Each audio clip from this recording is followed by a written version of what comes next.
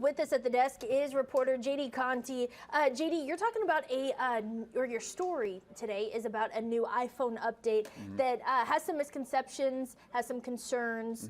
Tell us a little bit about it. Yeah, so if you've got the new iPhone update, iOS 17, and you have two phones like I do, one for work and one for yourself, if you bump them together, you can see that you can transfer contact information. I'm not sure if I can actually get them to do it right now. But if you bump them together, it'll give you a little notification, and you can actually share contact information. Now, this is mostly a good thing. If you bump your phone with another person, it'll give you a prompt to accept their contact information. Now, this is a really cool thing. You know, if you're at a conference or something like that, you're meeting a bunch of people throughout the day. It's kind of like a digital business card. Now, there's just some concern that, you know, if you bump into somebody, they could get your contact information. But that really isn't the case, and I'll tell you why.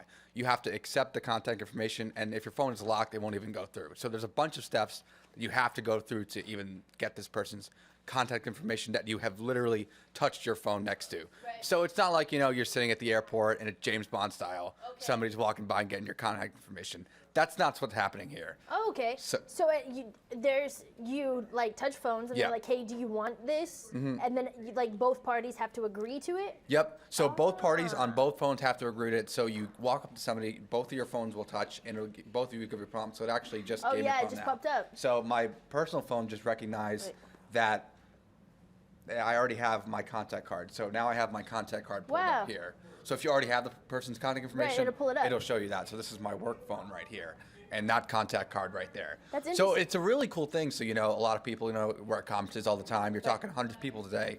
So you're giving out all these paper business cards. Right. So now you can just, you know, say, hey, here's my phone. And, you know, I hand my phone to some people sometimes. It's like, oh, here, let me see if I can put their number in, you know. This is an easier thing that people are going to be able to do. Absolutely, especially with the digital world that we live in now. Carrying a paper business card can sometimes not be as, it's not as immediate by any means. And then if you're like me, if something is in my hand, I'm going to set it down and forget about it forever. You know, it's the object permanence kind of thing. And so to be able to have it in your phone and immediately be able to access that, I feel like is pretty invaluable. So people are scared of the immediacy of it. Yeah, so people are concerned that it might be too easy to share that contact information, and I'll share you why some of those concerns might not be as valid as some people are saying on social media and things like that, is because you can actually just go and turn this off in your phone right now. We'll show you how to do this on 6 o'clock news tonight, but you can go ahead and do it right now. So you can go in your settings on your iPhone, go to General, go to AirDrop, and then go to, it says start sharing by bringing devices together, and you can literally just turn it off. So if you're a parent and you don't want your kid to have this for whatever reason, you can just go into settings and turn it off just like that. It's super easy. It just took me like 5 seconds. And then if you're at a conference and you want to turn it back on, turn it on for the day.